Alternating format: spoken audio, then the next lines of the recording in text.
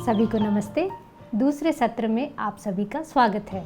इस सत्र में हम सीखेंगे गर्भावस्था के दौरान महिला का पोषण कैसा होना चाहिए। गर्भावस्था के दौरान वजन बढ़ना क्यों ज़रूरी है, वजन कितना बढ़ना चाहिए और भोजन से वजन का क्या संबंध है। पौष्टिक भोजन और अल्पाहार किसे कहते हैं। गर्भावस्था के दौरान जंक फूड खाना क्यों हानिकारक है। आयरन और कैल्शियम की गोलियों का सेवन क्यों ज़रूरी है। गर्भवती महिलाओं के पोषण से संबंधित संचार सामग्री जानकारी देने के लिए उपलब्ध विभिन्न अवसरों के बारे में भी आप जानेंगे। तो आइए देखते हैं कि गर्भावस्था के दौरान प्रत्येक तिमाही में कितना वजन बढ़ना चाहिए। गर्भधारण से लेकर 12 सप्ताह यानी पहली तिमाही में आधा किलोग्राम, दूसरी तिमाही यानी 13 से 28 सप्ताह में 1.5 किलोग्राम और तीसरी तिमाही यानी 29 से 40 सप्ताह में 2 किलोग्राम वजन हर महीने बढ़ना चाहिए। तो इस हिसाब से पहली तिमाही में 1.5 किलो, दूसरी तिमाही में 4.5 किलो और तीसरी तिमाही में 6 किलो वजन बढ़ना चाहिए। पूरी गर्भावस्था के दौरान महिला का वजन 10 से 12 किलोग्राम बढ़ना चाहिए। यदि गर्भावस्था के दौरान मां को सही देखभाल, सही भोजन मिलता है और उसका वजन सही से बढ़ रहा है, तो इसका मतलब है गर्भ में शिशु का विकास ठीक तरह से हो रहा है, उसके दिमाग का विकास हो रहा है। जन्म के समय शिशु का सही वजन रहेगा। बच्चों की रोग प्रतिरोधक क्षमता भी बढ़ती है और उनके बीमार होने की संभावना भी कम रहती है। ऐसे बच्चे बुद्धिमान व पढ़ाई में अच्छे होते हैं और जीवन के हर दौर में सफल बनते हैं। यदि गर्भावस्था के दौरान आवश्यक वजन नहीं बढ़ता है तो गर्भ में पल रहे बच्चे के मस्तिष्क और शारीरिक विकास दोनों बाधित हो सकते हैं। कम वजन का शिशु पैदा होने की संभावना अधिक होती है और बच्चे के कुपोषित होने की संभावना भी बढ़ जाती है। इसलिए गर्भावस्था के दौरान महिला को अपना नियमित वजन कराना चाहिए ताकि उसके वजन की निगरानी हो सके और उसे आवश्यकतानुसार पोषण संबंधित परामर्श दिया जा सके। वजन का अत्यधिक बढ़ना भी चिंता का विषय है। यदि गर्भावस्था के दौरान बहुत ज्यादा या प्रति माह 3 किलोग्राम वजन बढ़ रहा है तो यह रक्तचाप, मधुमेह जैसी बीमारियों का संकेत हो सकता है। तो वजन बढ़ाने के लिए हमको क्या करना चाहिए? गर्भावस्था के दौरान क्या खाना चाहिए, कितना खाना चाहिए और कब खाना चाहिए, इसकी जानकारी होना आवश्यक है। गर्भावस्था के दौरान महिला को जी मचलाना, मितली होना या उल्टी आना जैसी दिक्कतें हो सकती हैं। इसलिए छोटे छोटे अंतराल में थोड़ा थोड़ा भोजन खाकर इन दिक्कतों को कम किया जा सकता है और इससे भोजन को पचाना भी आसान होता है।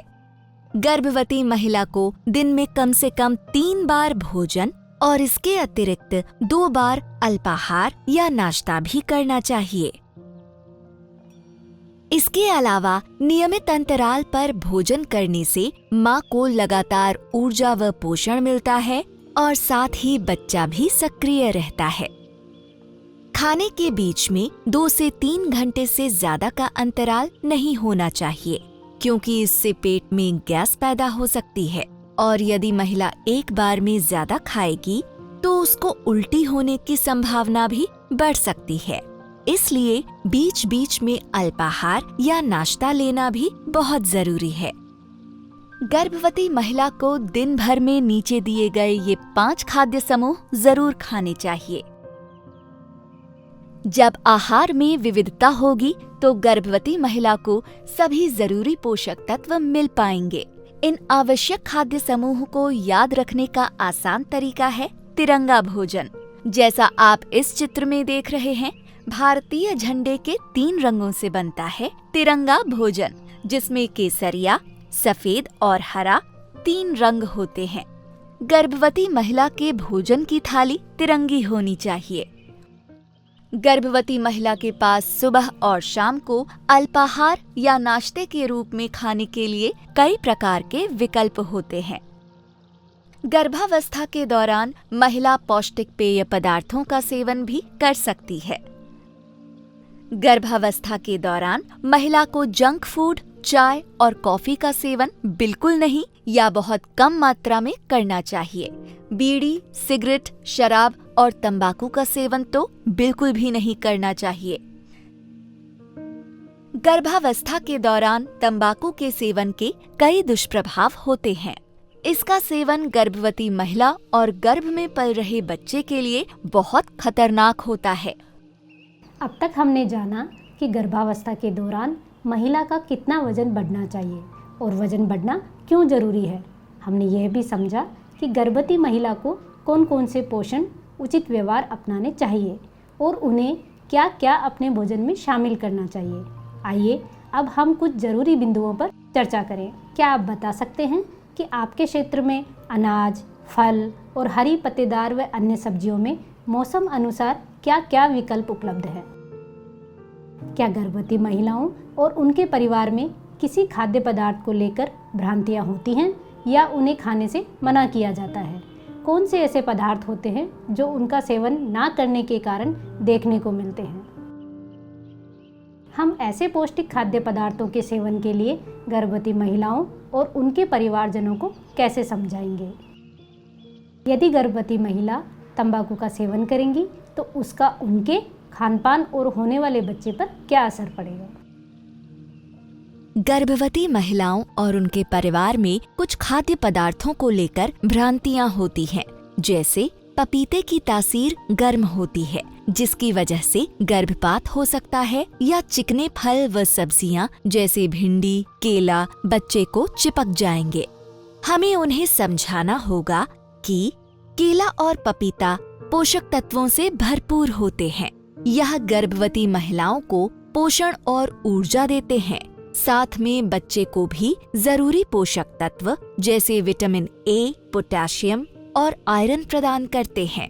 इनके सेवन से बच्चे पर कोई दुष्प्रभाव नहीं पड़ता है, ये बल्कि उनकी बढ़त में सहायक होते हैं। यह माना जाता है कि संतरा और मौसमी जैसे फल और दही ठंडे होते हैं। इनको खाने से सर्दी हो सकती है। हमें उन्हें समझाना होगा कि संतरा और मौसमी जैसे खट्टे फल विटामिन सी से भरपूर होते हैं जो आयरन के अवशोषण में मदद करते हैं।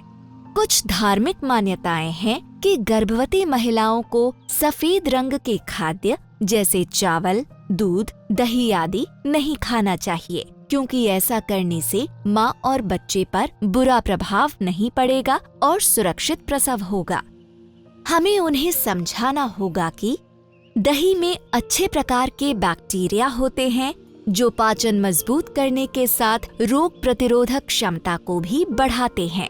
दही में कैल्शियम होता है जो हड्डियों की मजबूती और उच्च रक्तचाप के नियंत्रण में लाभकारी है। भोजन के रंग से अच्छा या बुरा प्रभाव नहीं होता। माँ के गर्भ में पल रहे शिशु के लिए सभी प्रकार के खाद्य समूह आवश्यक हैं। अब तक हमने सीखा कि गर्भवती माँ को क्या, कितनी बार और कैसा भोजन खाना चाहिए। गर्भावस्था के दौरान कुछ और महत्वपूर्ण बातों पर भी ध्यान देना चाहिए, जैसे कम से कम 4 प्रसव पूर्व जांचें, प्रथम तिमाही में फॉलिक एसिड की गोलियों का सेवन, चौथे महीने से रोजाना आयरन और कैल्शियम की गोलियों का सेवन और पेट के कीड़ों से बचने के लिए दूसरी तिमाही में एल्बेंडाजोल की गोली खाना। इसके अलावा गर्भावस्था के दौरान रात की 8 घंटे की नींद के अलावा दिन में 2 घंटे या उससे अधिक आराम करना चाहिए। गर्भावस्था में 4 प्रसव पूर्व जांचें करवाने से गर्भ में पल रहे शिशु की वृद्धि पर नजर रख सकते हैं और माँ और शिशु की तंदुरुस्ती को सुनिश्चित किया जा सकता है। गर्भावस्था का पता चलते ही महिला को प्रथम तिमाही में जल्द से जल्द पहली प्रसव पूर्व जांच और पूरी गर्भावस्था में कम से कम 4 प्रसव पूर्व जांचें जरूर कराना चाहिए। प्रसव पूर्व जांच में कई जांचें की जाती हैं, जैसे कि खून, पेशाब और वजन की जांच, रक्तचाप या बीपी की जांच, पेट की जांच और साथ में IFA और कैल्शियम की गोली दी जाती है तथा TD के टीके भी लगाए जाते हैं। प्रसव पूर्व जांचों से समस्या का पता चल जाता है और उसका उचित उपचार किया जा सकता है। जटिलताओं की स्थिति में उचित चिकित्सा सुविधा में रेफर किया जा सकता है।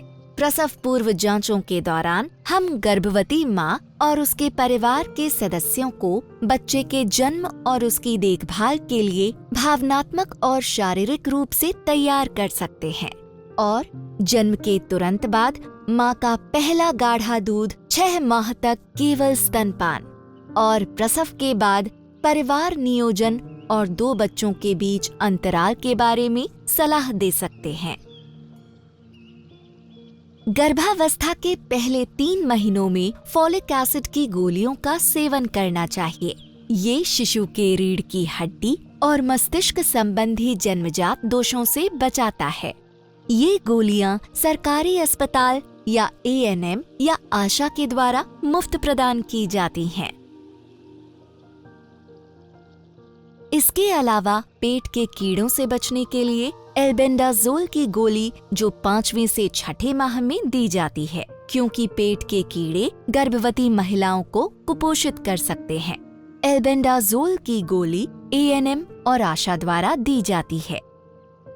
इसके अलावा गर्भावस्था में आयरन की गोली का सेवन खून की कमी या अन्य जटिलताओं को कम करता है और गर्भ में पल रहे बच्चे के वजन की वृद्धि और दिमाग के विकास में मदद करता है।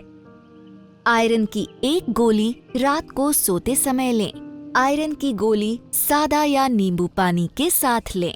इसके अलावा आयरन की गोली खाने के बाद खट्टे फल जैसे आंवला, अमरूद, संतरा खा सकते हैं, जो आयरन के अवशोषण को बढ़ाते हैं। आयरन की गोली से जी मचलाना, उल्टी आना या मल काला होना आम बात है। इससे घबराकर गोली खाना बंद न करें।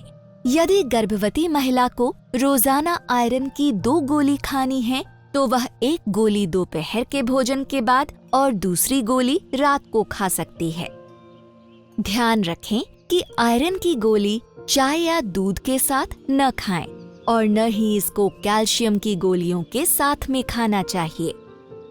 आयरन की गोली के बारे में यह गलत धारणा है कि आयरन की गोली खाने से मल काला होता है और इसीलिए मेरे होने वाले बच्चे का रंग सांवला हो जाएगा, या स्वास्थ्य केंद्र से मिलने वाली आयरन की गोली प्राइवेट हॉस्पिटल से मिलने वाली गोली से अच्छी नहीं है। ऐसी गलत धारणाओं की वजह से महिलाएं आयरन की गोली नहीं खाती हैं। ऐसे में आप महिलाओं को समझाएं कि गोली खाने के बाद मल का रंग पाचन की प्रक्रिया के कारण काला होता है। शिशु के रंग पर इसका कोई असर नहीं पड़ता है। ऐसा होना सामान्य है। इससे घबराएं नहीं और गोली का सेवन जारी रखें। और हाँ, यदि जी मचलाता है तो आप रात में आयरन की गोली खाकर सो सकती हैं।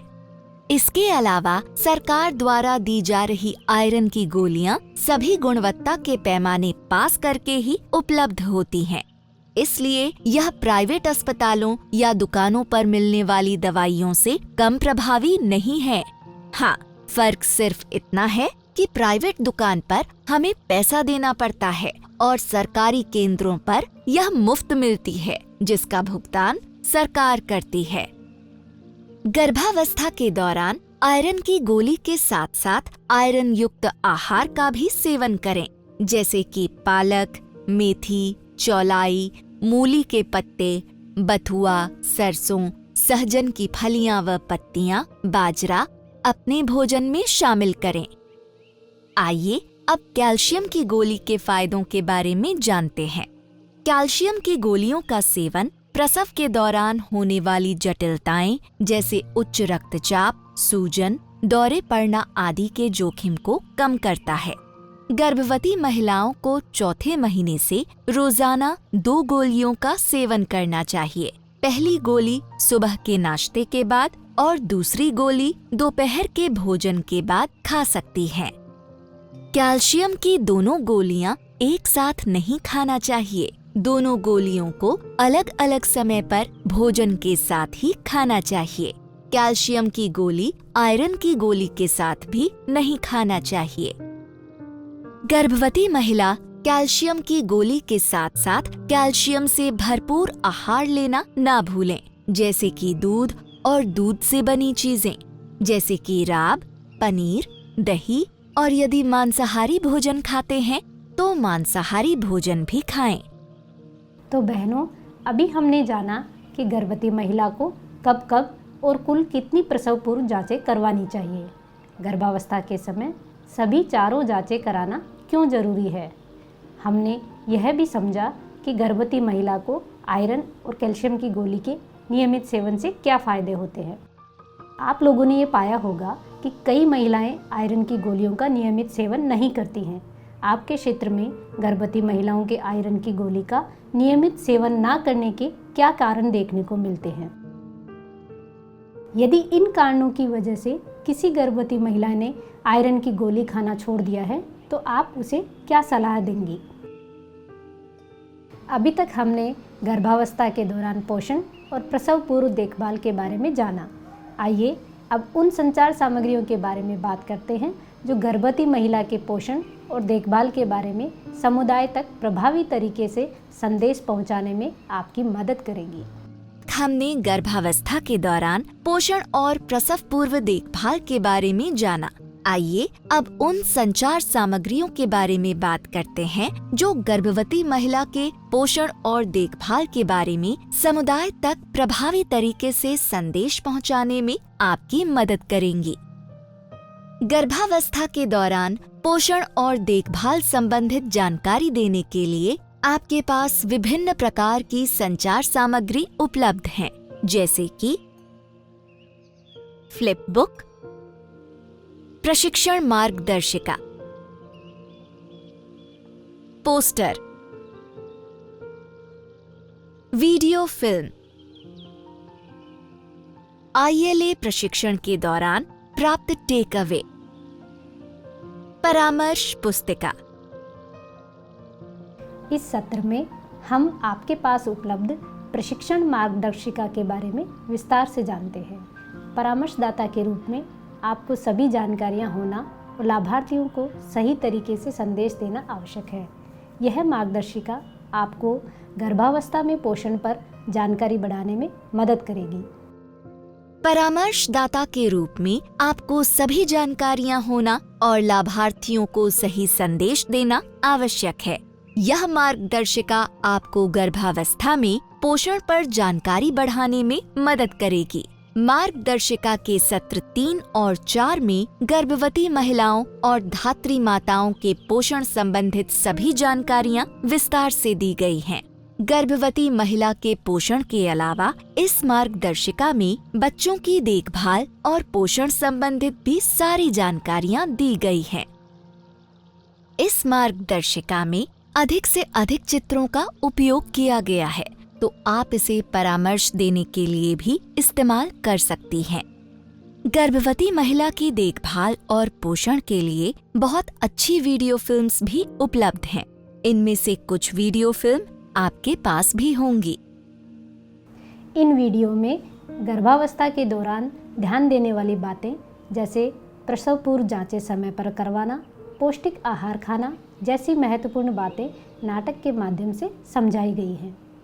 इन वीडियो का सबसे अच्छा उपयोग आंगनवाड़ी केंद्र पर छोटे समूह में या घर पर गर्भवती महिला और उनके परिवार को परामर्श देने के दौरान किया जा सकता है।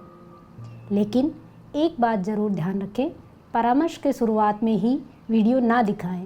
पहले विषय की जानकारी दें और फिर आपके द्वारा बताई गई बातों को प्रभावी ढंग से समझाने के लिए वीडियो दिखाएं।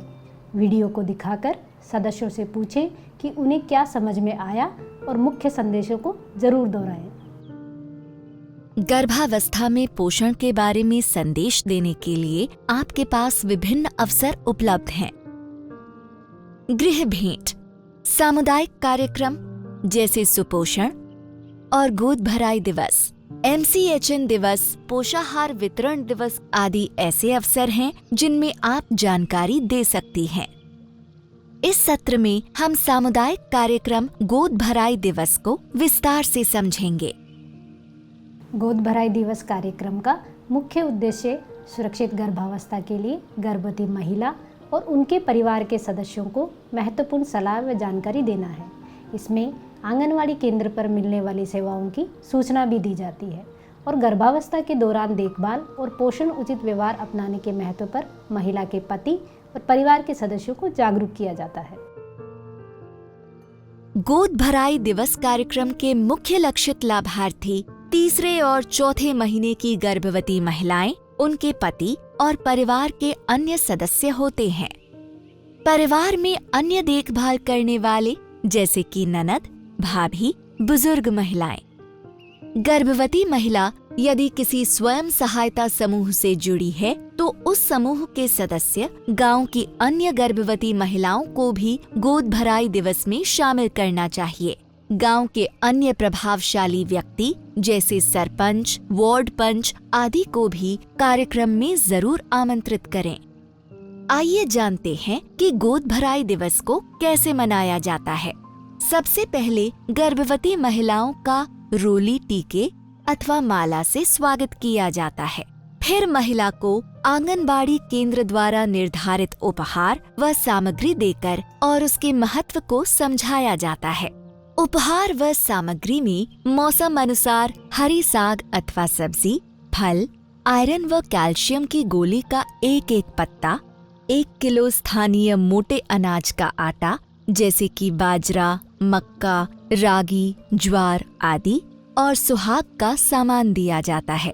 यह उपहार व सामग्री देने के बाद आंगनवाड़ी दीदी द्वारा इनके महत्व के बारे में बताया जाता है और साथ ही महत्वपूर्ण संदेश भी दिए जाते हैं। महिलाओं द्वारा लोकगीत गाया जाता है। आमंत्रित अतिथि और उपस्थित परिवार के बुजुर्ग सदस्यों द्वारा गर्भवती महिला को आशीर्वाद व महत्वपूर्ण संदेश दिए जाते हैं। गोद भराई दिवस को प्रभावी ढंग से आयोजित करने के लिए नीचे बताई गई जरूरी तैयारियां पहले से ही कर लेनी चाहिए। जानकारी प्रदान करने और लाभार्थी का व्यवहार परिवर्तन सुनिश्चित करने के एक माध्यम अंतर्वैयक्तिक संवाद के बारे में हमने पिछले सत्र में विस्तार से जाना था। इस सत्र में हम एक और प्रभावी माध्यम समूह चर्चा के बारे में जानेंगे। अधिक सदस्यों को एक साथ जानकारी देने के लिए यह एक प्रभावी मंच है। समूह चर्चा को प्रभावी बनाने के लिए हमें कुछ बातों का ध्यान रखना चाहिए। समूह चर्चा में एक प्रकार के लाभार्थी एक बार में बुलाएं, जैसे गर्भवती महिलाओं और छोटे बच्चे की माताओं के साथ अलग अलग बैठक करें। इस तरह से बैठाएं कि सभी प्रतिभागियों की सहभागिता सुनिश्चित हो। प्रयास करें कि सभी को अपनी बात कहने और समस्या बताने का अवसर मिले। संचार सामग्री जैसे कि फ्लिप बुक, टेक अवे, परामर्श पुस्तिका आदि का उपयोग अवश्य करें। समूह चर्चा में पोषण संबंधी उचित व्यवहारों का नियमित पालन कर रही महिलाओं को उनके अनुभव, चुनौतियां, समाधान और उससे होने वाले फायदे समूह में साझा करने के लिए प्रेरित करें। हम एक दूसरे से सीखते हैं और प्रभावित भी होते हैं। इससे अन्य सदस्यों को पोषण उचित व्यवहार अपनाने के लिए प्रेरणा मिलेगी। तो बहनों, हमने जाना कि गर्भवती महिला और उनके परिवार को पोषण और खानपान पर जानकारी देने के लिए आपके पास कई प्रकार की संचार सामग्री और मंच उपलब्ध है। हमने गोद भराई दिवस के आयोजन के बारे में भी विस्तार से जाना। आइए अब आपसे समझते हैं कि जब गोद भराई दिवस कार्यक्रम आयोजित करेंगे तो उसे प्रभावी बनाने के लिए आप क्या क्या करेंगे। इस सत्र में हमने देखा कि गर्भावस्था के दौरान गर्भवती मां का वजन ठीक तरह से बढ़ना माँ और बच्चे दोनों के स्वस्थ होने का संकेत है। स्वस्थ भोजन, आहार विविधता, देखभाल, नींद और पूरक आहार का सेवन स्वास्थ्य पर सकारात्मक प्रभाव डाल सकता है। प्रशिक्षण मार्गदर्शिका और वीडियो फिल्मों का उपयोग संदेशों को प्रभावी तरीके से देने के लिए किया जाना चाहिए। गोद भराई दिवस कार्यक्रम का महत्व और इसको प्रभावी तरीके से आयोजित करने के बारे में समझा। अंत में हमने समूह चर्चा आयोजित करने के बारे में विस्तार से जाना। आपकी सक्रिय भागीदारी के लिए आपका बहुत धन्यवाद। अगले सत्र में हम नवजात शिशु की देखभाल और स्तनपान के बारे में सीखेंगे।